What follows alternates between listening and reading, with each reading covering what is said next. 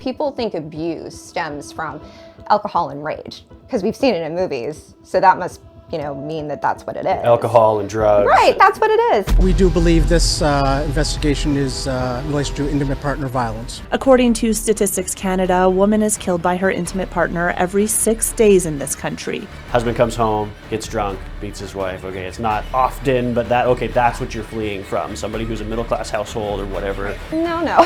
It's really not. Abuse stems from power and control. Several Maritimers have been killed in domestic violence cases in the past 3 months. And we're talking gun violence, strangulation, trying to hide the kids because they were threatening to kill the children. Is law enforcement able to do anything, or are there a lot of situations where their hands are tied to actually be able to help? It's very tricky. Sloane, Rees. Yes. Thank you for joining me. Thank you for having me. You are the relatively new executive director of the Sanctuary House, as I understand.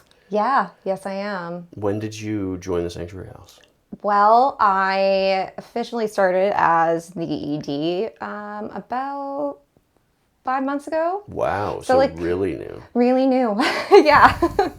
What led you to the position? Was it something that you have been passionate about? Yes, I had worked there part-time, off and on as a crisis intervener years back, and it was always something that I felt, really strongly about. I went in a bit of a different direction, worked at mental health for a couple of years, did some work in addictions, and this opportunity came up and some people reached out to me and thought that maybe it would be a good fit, and I was really excited about it. Yeah. So explain a little bit about what Sanctuary House is and what it offers. Yeah, so what Sanctuary House is we're a 24/7 transition house. And what we offer is we're really meant to provide safety for women and their children that are fleeing abuse or that are experiencing abuse. So we have 10 beds, and typically women will call in or they'll just ring the doorbell, and if they fit either of those criterias, we automatically accept them. And within that period, they get 30 days. We know that that's not very long at all, and we can get into much more of that later on. And we understand that, so we do our best to, accommodate, and we take it case by case. But when they're there, we also offer wraparound services. So, we have counseling, we do emergency intervention orders, we offer peer navigation to hook them up to housing and various different services, support groups, case management, long list of things. And when they're there, food is provided for. There's always somebody there to support them. Child and youth worker, we help with the children, we do work with the kids because, they themselves come in with a lot of trauma. So yeah, we're just here to create a safe space for women that are really at their most vulnerable. And certainly, typically when people leave, that is the scariest and, most dangerous time. So that's what we're here for. It's something that I've thankfully never been privy to, and that's an entire world that I've never experienced. When I went west for a time, and then when I decided to come back, it was with regards to there was a number of suicides in the area. So the mental health in Carleton County was just on the fritz that I had noticed from afar. And when I came back and started going down those rabbit holes, and you sort of realize okay, what is the impetus, what is causing this? And then there's a lot of sort of cause and effect, and domestic violence is one of those things that is an effect of some other issues and sort of root causes in the community. So how prevalent is domestic violence in New Brunswick, or even just in Carleton County? It is scary how prevalent it is. I mean, in June of this year, the New Brunswick legislature officially announced intimate partner violence and gender-based violence as an epidemic. I mean, that's not just symbolic. That's crisis. What is the classification of it becoming an epidemic? That's not something that you should take lightly. No. An epidemic means it's bad. Oh, yeah. This is just recent stats, and how I like to word it so people really understand what this means, because when we start, saying numbers, people get lost in that. But basically, the rates are so high that it is over half what we would consider normal cases. That's staggering. Not to mention the fact that in New Brunswick, our rates are 25% higher than the national average. Yeah, and it gets worse than that because family violence in New Brunswick, that means cases involving children, have gone up 39%, which is just, I mean, horrific. And in rural areas, particularly in our community, we know that it is really dire for women and children because rural women have a 75%, rate increase of experiencing domestic abuse or sexual assault compared to urban women. And we know that that's true because 70% of our residents actually come from Carleton North and the, and the surrounding areas. So in the really, really rural communities. So we're seeing majority of the people coming in are not, we get people from like the Woodstock area, but it's typically very rural settings and they're coming in like droves, right? So yeah, it's bad. What do you have in place to be able to facilitate somebody to be able to leave a situation like that? So, I always like... Because especially being rural, like if you are in the middle of nowhere, like in much of Carleton County, like it's hard to get away.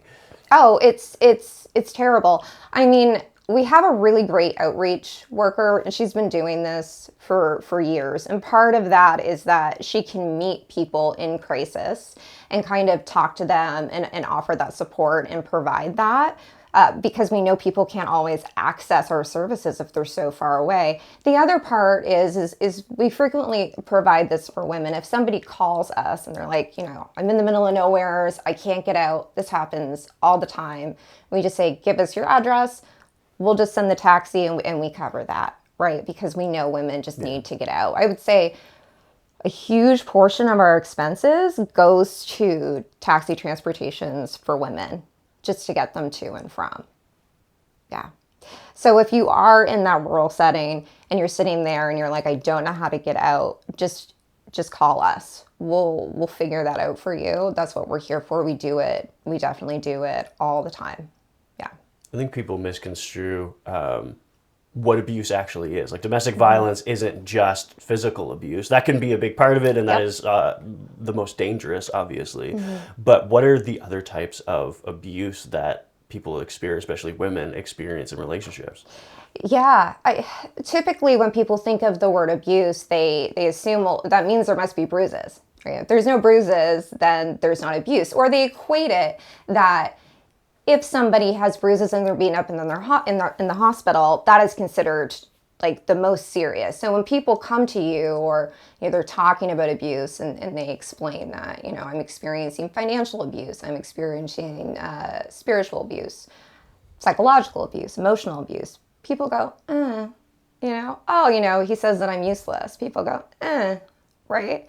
But the thing that they don't understand is that is equally, if not like equally as traumatizing, and actually is causing that big ripple effect that we're seeing in the community, because psychological abuse is often the most complex to actually work with and to treat, because it has lasting impacts within your brain, right? It rewires your brain patterns.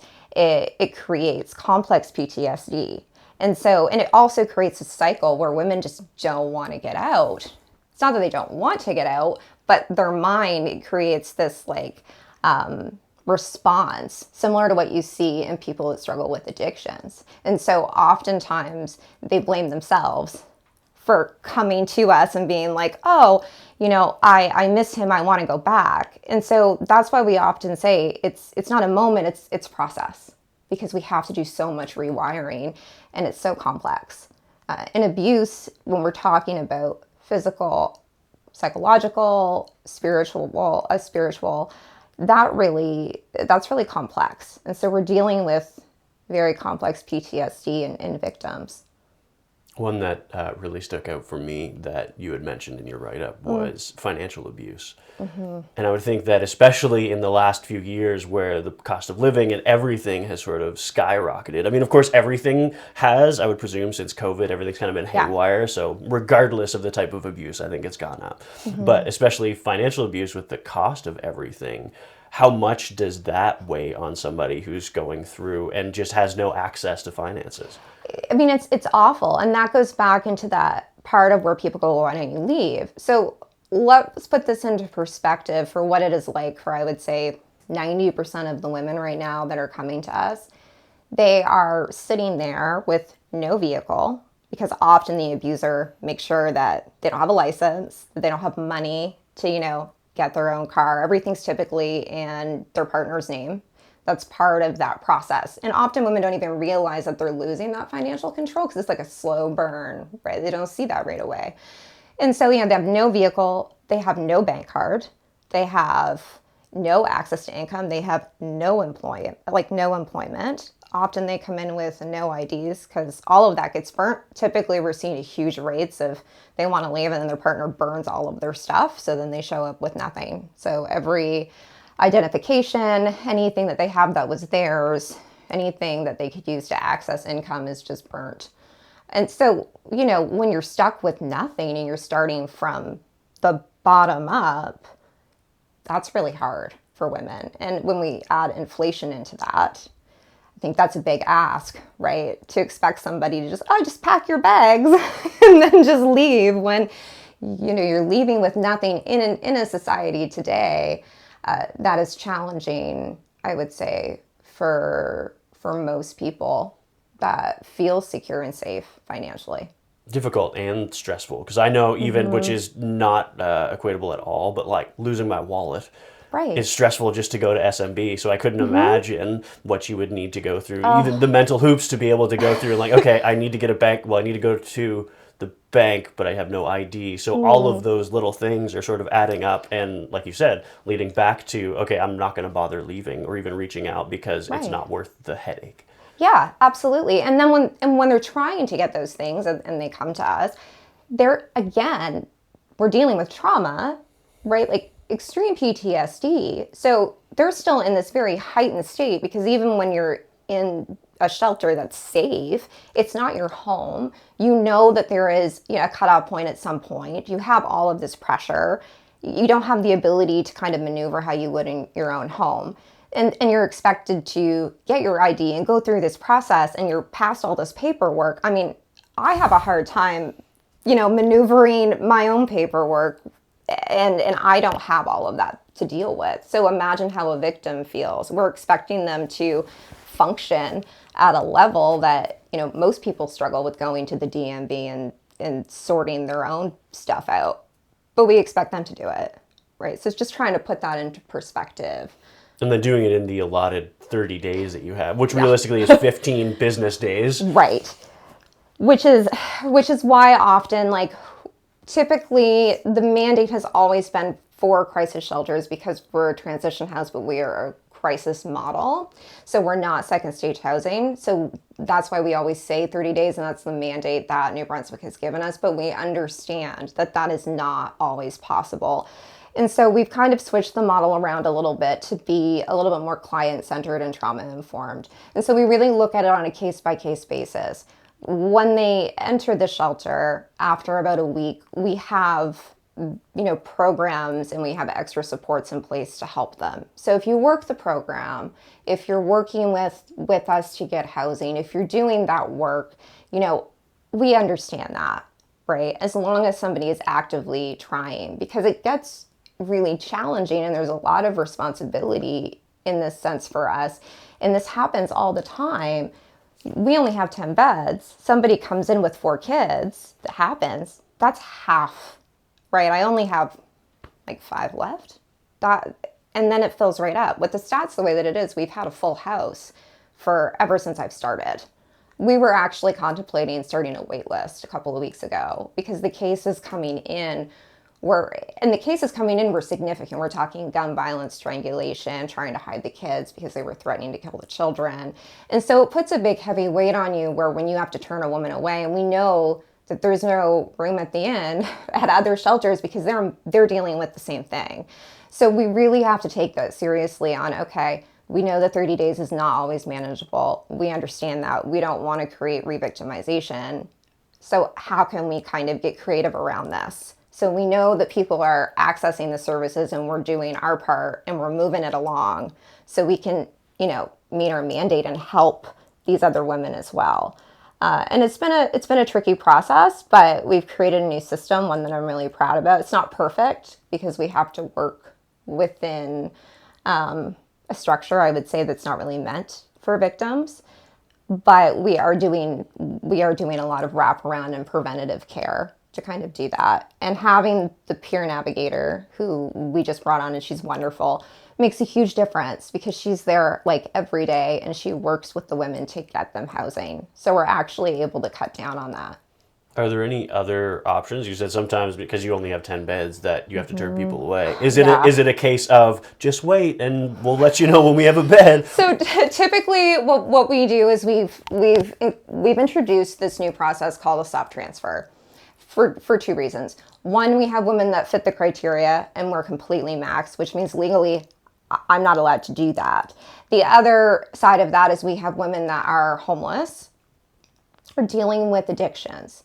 Now, they don't fit the criteria because they're not experiencing abuse, right? Or they're not fleeing from it. But I would argue that what we've seen with rates is that if a woman is homeless, they have a huge percentage of being re-victimized. Same thing if we're dealing with, addictions and nowheres to go. And so they typically come back as victims later on. And what we've done is we've kind of opened up our service model now with our peer navigator and the rest of the team to offer services to people, regardless if they can stay or not. So if you're homeless and you don't meet that criteria, that does not mean you can't come in. We'll give you food. Come on in with us. You can work with the navigator. Let's help you with your paperwork. Let's do a soft transfer. Let's find you somewhere else to go that is safe. And we'll do everything that we can to do that. And it's the same way if a woman, is fleeing abuse and we don't have a place for them, we still go, okay, what can we do right now to get you safe? We're not just going to go, oh, no, sorry. We try to problem solve around that. Let's get you a bus ticket to a different place. Stay on the phone and let's make these calls. Come on in for 6 or 7 hours. Let's see what we can do. And that's how we are trying to fill the gaps in a very inefficient system. Is there any indication as to a root cause is what it is? Yeah, I would say intergenerational trauma is huge. We often talk about... What do you mean by that? What is or what would be defined as intergenerational trauma? So this is how I like to describe it so everybody can kind of understand.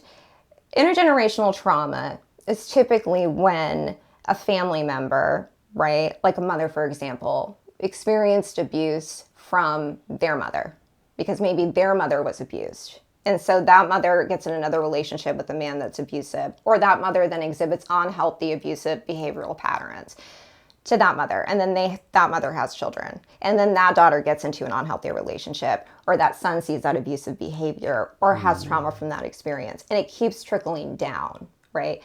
We know that trauma leads to unhealthy behavioral patterns as a way of coping with discomfort or the loss of control. People think abuse stems from alcohol and rage because we've seen it in movies. So that must, mean that that's what it is. Alcohol and drugs. Right, that's what it is. No.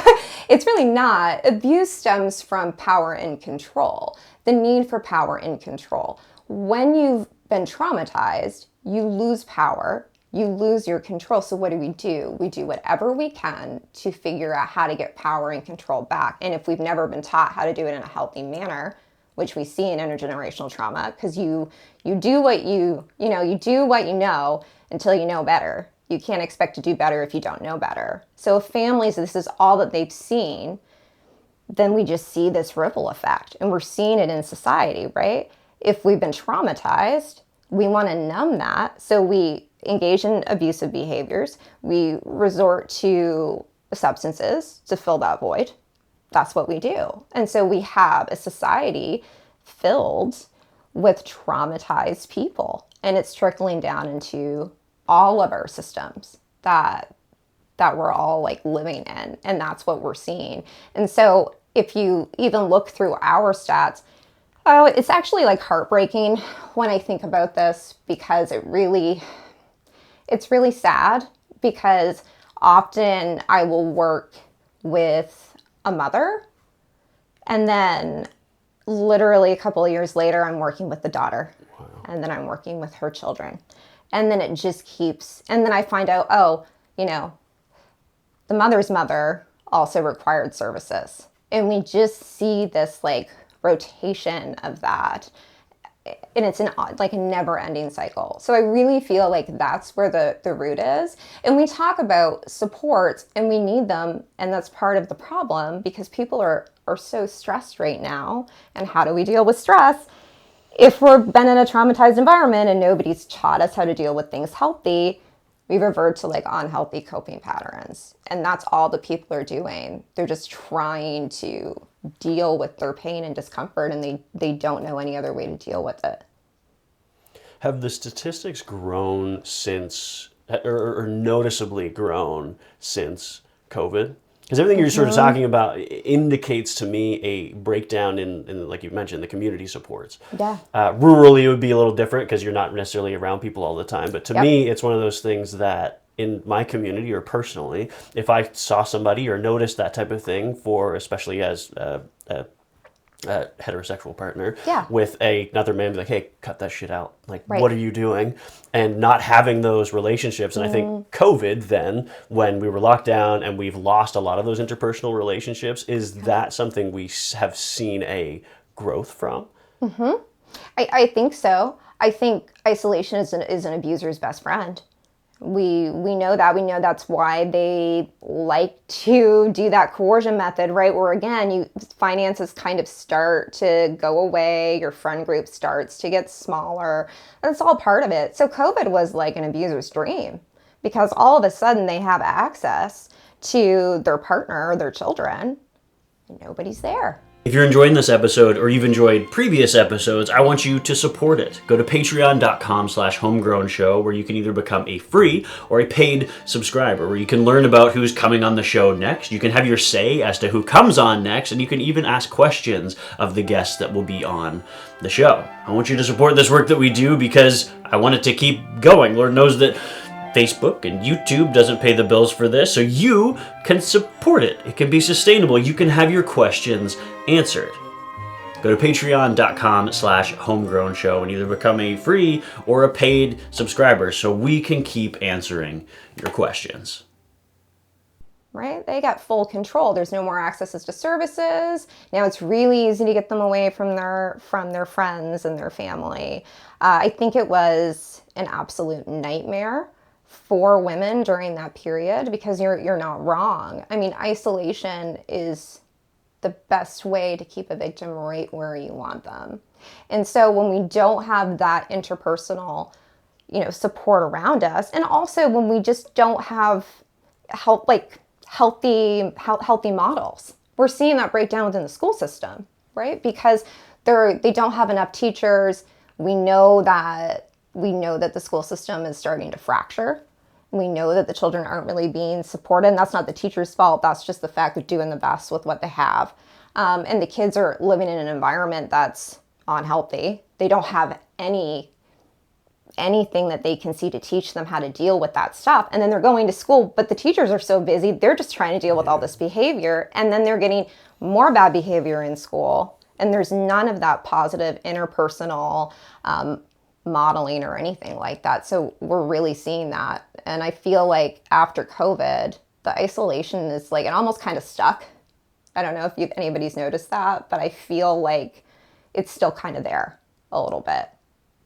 And with teachers, especially when you have a smaller class, you can really pay attention and notice those things. And I think especially kids who are adjacent abuse would be more quiet sometimes. They can, like you mentioned, lash out, but they tend to be quiet and reserved and can hide. And those are the kids that, okay, you leave them alone, they're fine. But the reality is that they could definitely be struggling with mental health issues or really struggling with abuse they're receiving at home.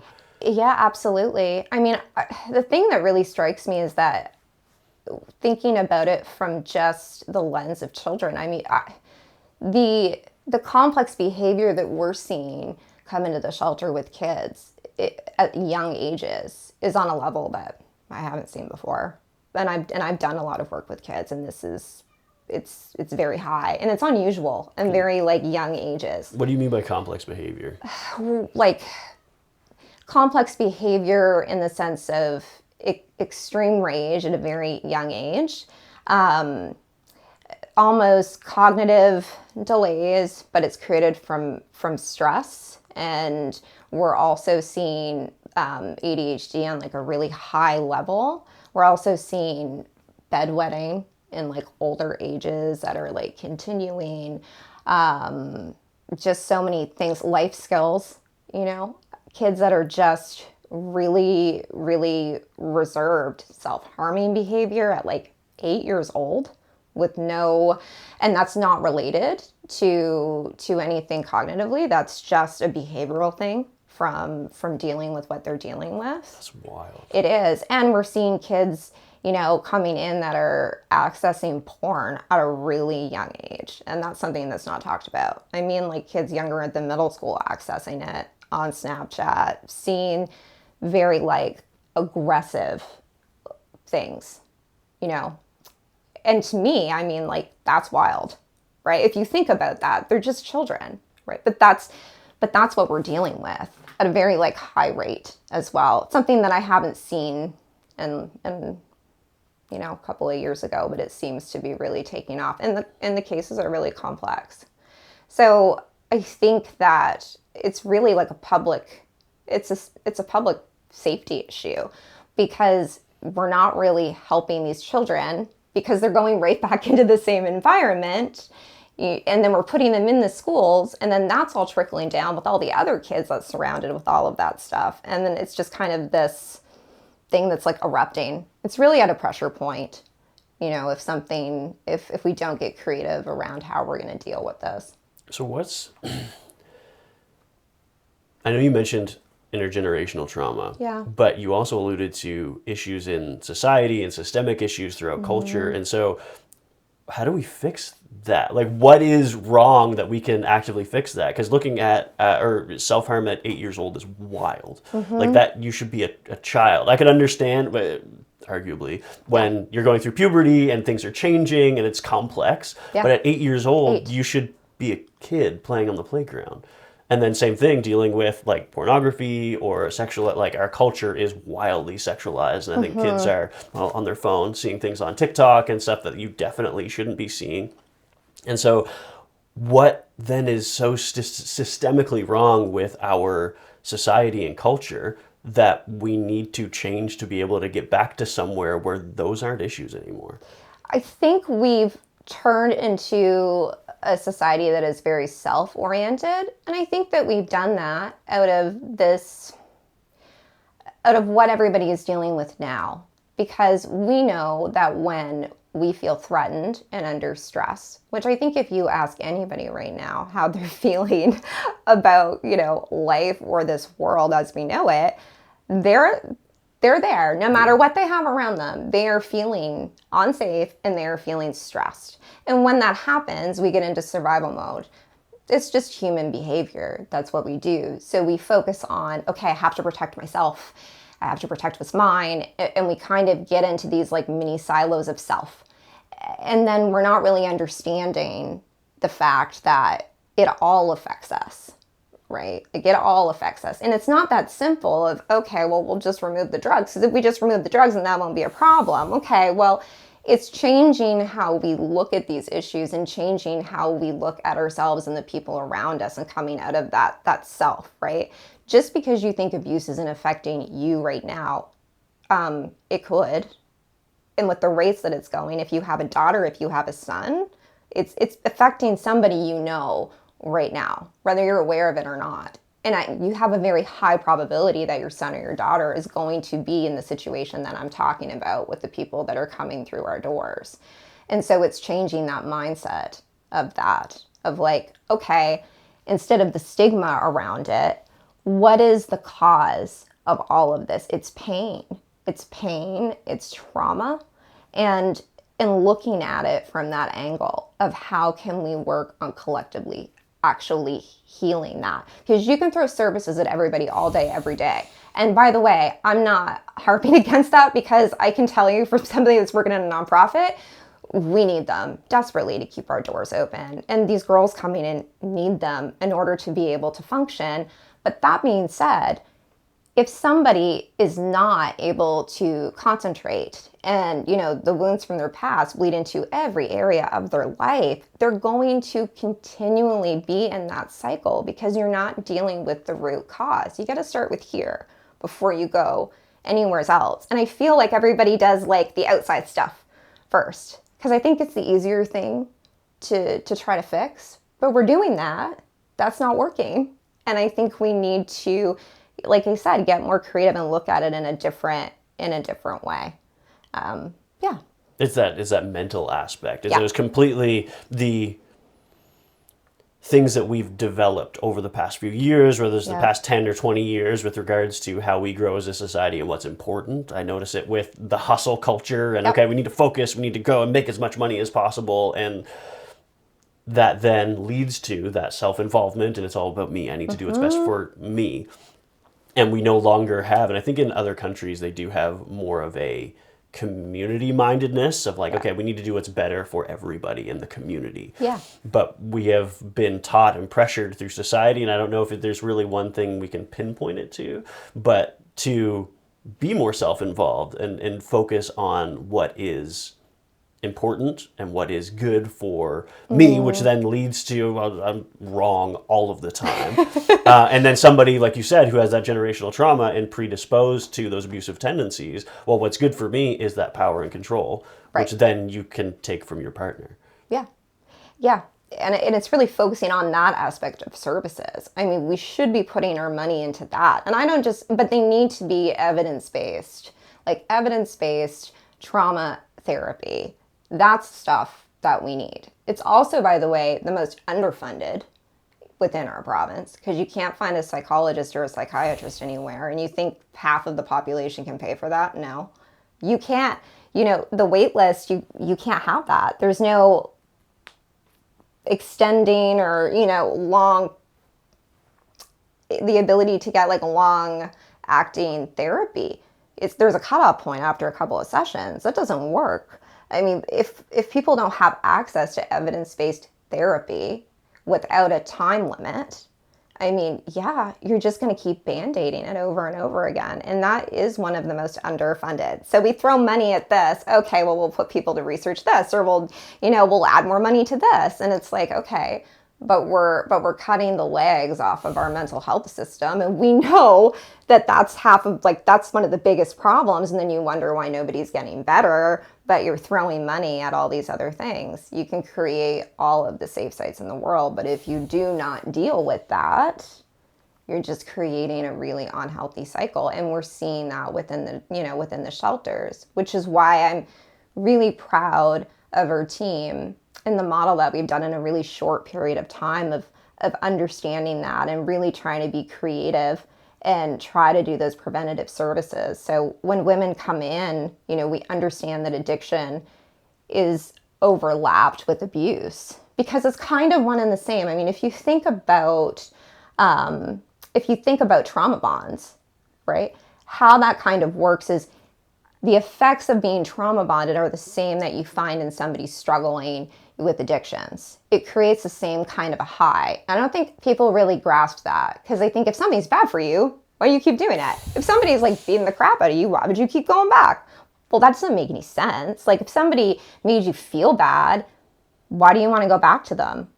Well, we say that with addictions. Well, if you drink 3 bottles of wine and wake up with a massive hangover every day, why would you do that? Right? Like we know you don't feel good the next day. Nobody feels good coming down from that, but we still do it.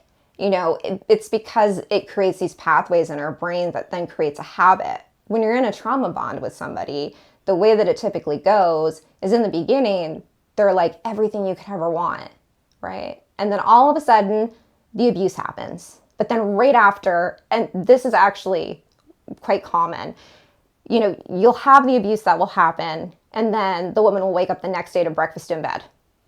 Like it just never happened. Breakfast in bed, He is everything that she could ever want. I'm changed. I'm never going to do that again. Gives her just like Prince Charming for like 3 weeks. And then all of a sudden, boom, back at it again. But then all of a sudden, we go through that cycle.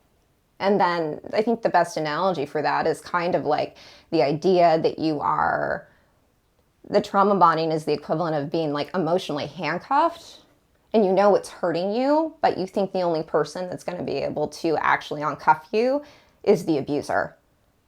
And it's the same way with addiction, right? We know it's hurting us, but we think it's the only thing that's going to make us not feel bloody awful. And we think that's the only solution.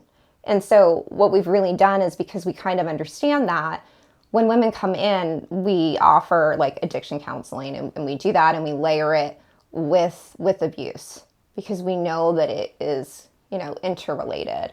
And we're really trying to get to the deeper level of that and do that preventative type care, in hopes that maybe we can break some of this intergenerational trauma that we're seeing so much of. Because you end up developing those pathways to be able to weigh those pros and the cons. Is it worth the stress of me leaving, or is it worth, okay, I did get the breakfast in bed, I do feel good for a time, so it may be worth it. This is just life. I think that's what people must resolve to, is I don't know what's going on, I don't know what's out there, so this is just my life. I'm going to live with this now. Yes, and I think that also goes to that control aspect too, because I always found this quite interesting. When you're in an abusive environment, over time, you actually learn to control that environment, even if you're the victim. So because we know that, women get into these, because again, that survival mode comes up, right? So we start going, okay, I know when he's going to get angry. I know how long it's going to last. I know that I get 5 days here and then, whatever, and then that happens, and I know how to control this, and I know how to control that, and yeah, this is awful, and I might not survive this, but if I walk out this door, I have no control over that. What's he going to do if I do that? What's going to happen to me if I do that? And it feels so much bigger than you all of a sudden, because you found whatever power you could find within that abusive relationship, and now it's like all of your control is gone. And it's terrifying for them. It's more scary for somebody to leave and start over than often it is to actually be in that environment, because our brain, again, does these things. And so we're really looking at it from just that mind-body perspective and that cognitive perspective of, okay, we know that these patterns are there. We understand that. So just giving you a bed is not going to prevent you from coming back. And just having you stay 30, 60 days or, whatever, and having you move into an apartment, if we're not giving you that work, you're probably going to keep those pathways. So you're probably going to go back. So how can we really make a difference? Because if not, it's just like a round robin of everybody coming back through all the time, until eventually, and it has happened, where people just don't come back because they didn't make it. And that's a very real reality that we're seeing. How large of a statistic is that? I guess it's impossible really to tell, but... It is. And the reason that it's impossible really to tell is there was a couple of cases this year, and one in particular, I think it was in St. John, I'm not sure, but they didn't officially label it as that either. It's really tricky. We don't hear about that often, but we know that that's why. It happens. Yeah. We know when somebody just doesn't come back, or they're found, that it was connected to that, particularly with drugs. I feel like that doesn't get enough, that really doesn't get enough airtime on that piece about how drugs are often used to keep a victim, to get them trapped into that cycle. But it's also used as a way of making somebody go away, right? And so oftentimes they'll pick very young women that have no support system, and the individual is, involved in selling illicit drugs, and they're into that, and they'll get them, and then they'll traffic them within their little drug community. Like, we have trafficking that goes on all the time in our area, like right in our rural communities. It's a lot closer to home than people would think. And then frequently they'll get them to get involved in the drugs and go on the runs with them and do different things. And sometimes those girls just don't make it out, and it gets labeled as drugs. But it was an abusive situation. But we just don't talk about that. Does that ever get scary for you or your staff dealing with that? Because it's a massive epidemic in our area, another epidemic. Yeah.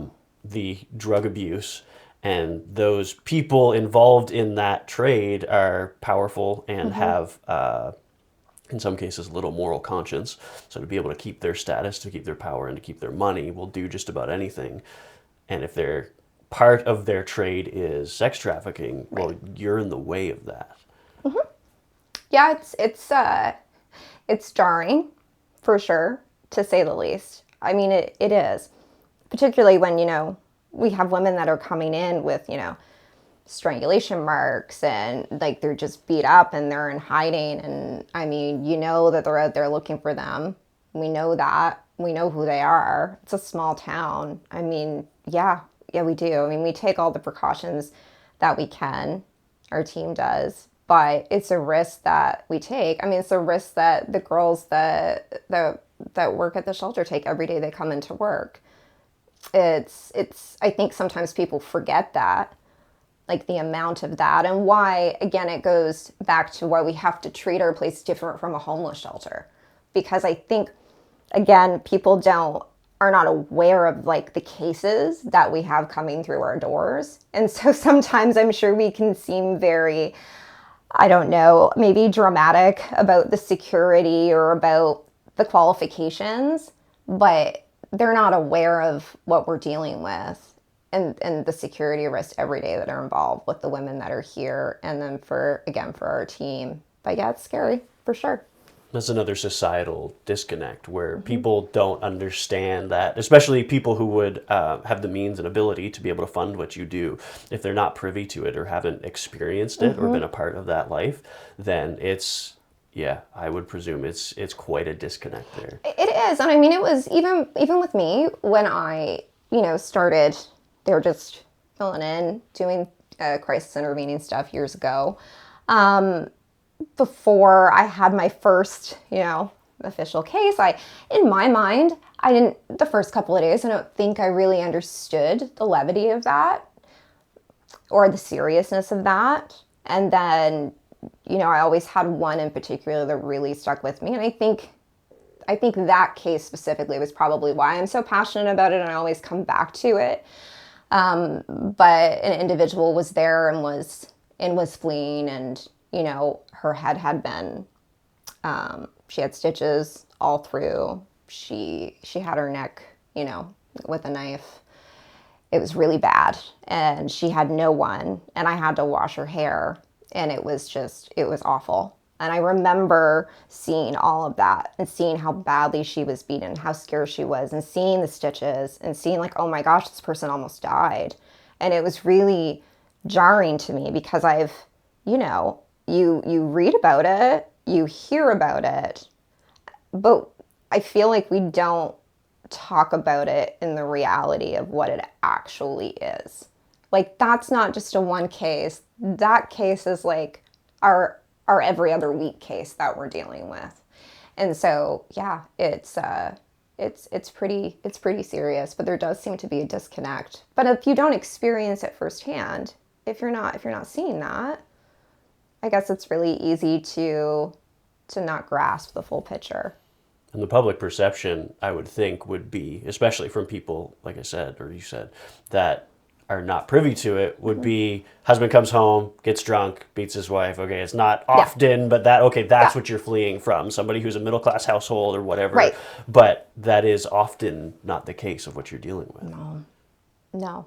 And they're, like I said, they're very, very complex cases and a lot of sex trafficking. And, people are going to have this idea that it's like from movies, but sex trafficking cases within marriages, where they've been married for years and then this happens. Like young girls right in your community that you probably see every day you go to the grocery store that it's happening to. And again, it gets kind of clouded in drugs, but that's not what's going on. But we blanket it with that. Yeah. So there's a lot going on within the community around this that people don't understand. So I really feel like when people are discussing the fact that they're bothered by the homelessness and they're bothered by the addictions and they're bothered by the theft and all of these different things, if you look back, you'll find that abuse was at the center of it. Domestic abuse, sexual assault, all of that was somehow connected to all of it.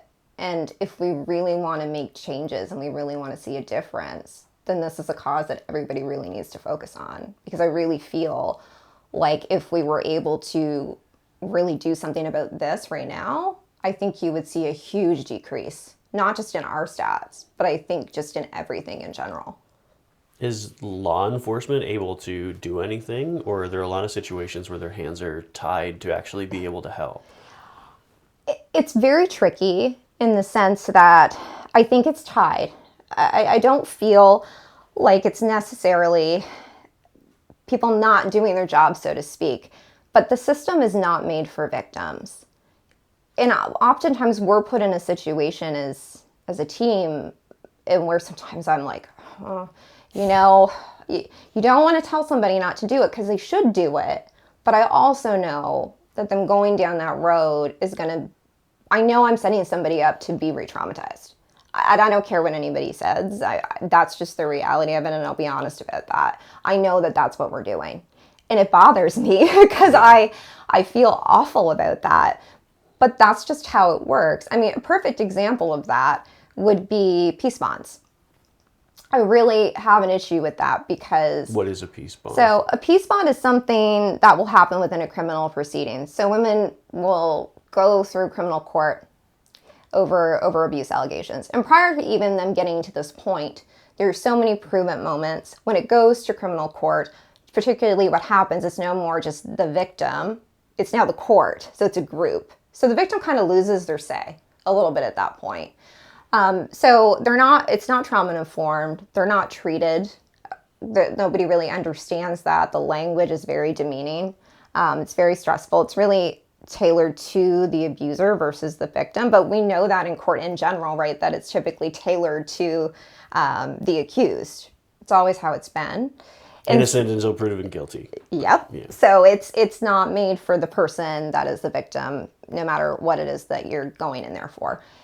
And then typically what will happen is the Crown will decide to do a peace bond, because the peace bond means that there's stipulations that this individual cannot have access to this person, do certain behaviors, see this person. There might even be stipulations around drug use or whatever have you.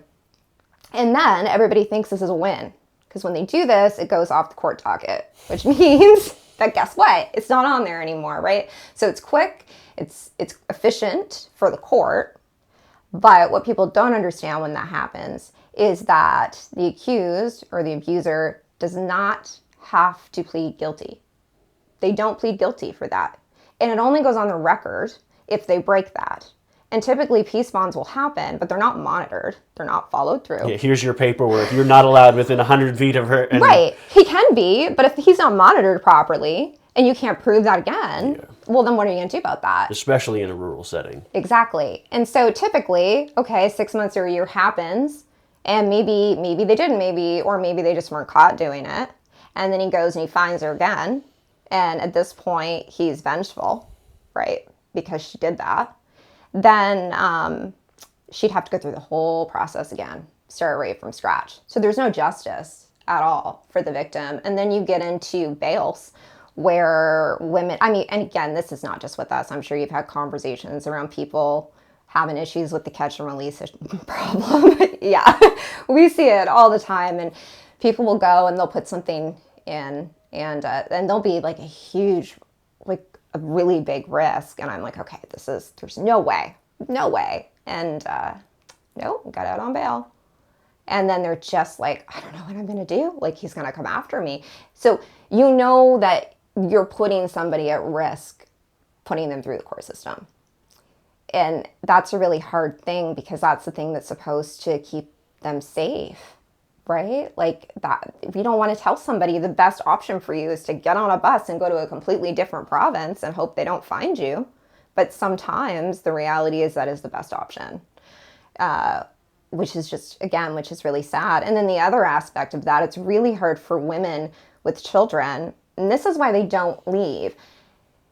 Because even if they get charges pressed against their partner, they have to, like, that partner still gets to see the kids a lot of the time.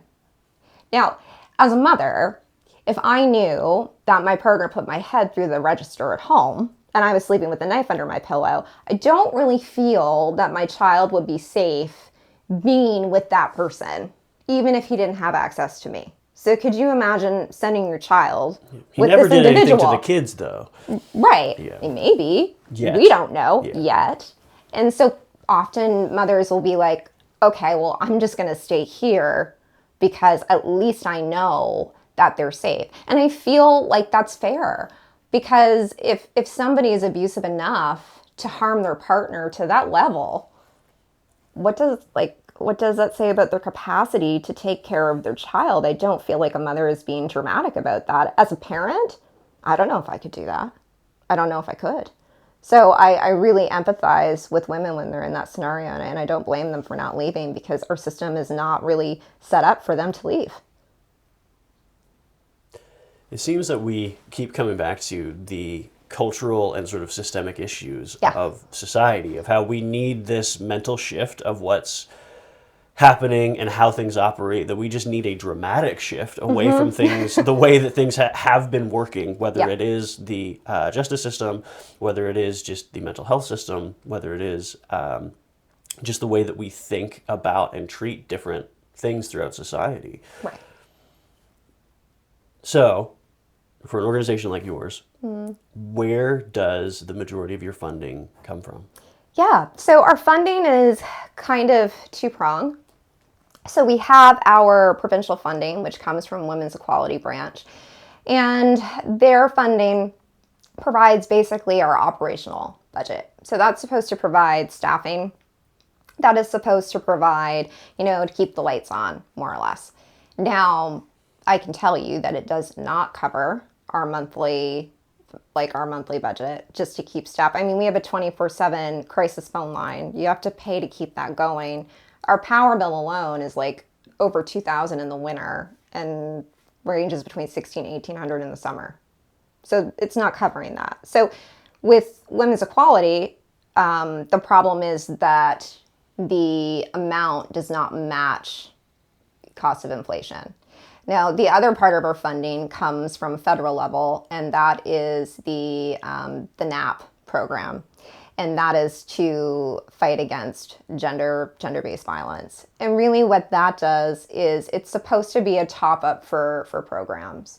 So which is nice. This is a new addition, and this is helpful, where it's how we were able to get our peer support worker to really be able to do these wraparound services. And it kind of goes towards supplementing certain programs or providing counseling for women, which is something that in the past shelters haven't been able to do. So we're able to provide counseling for women through that.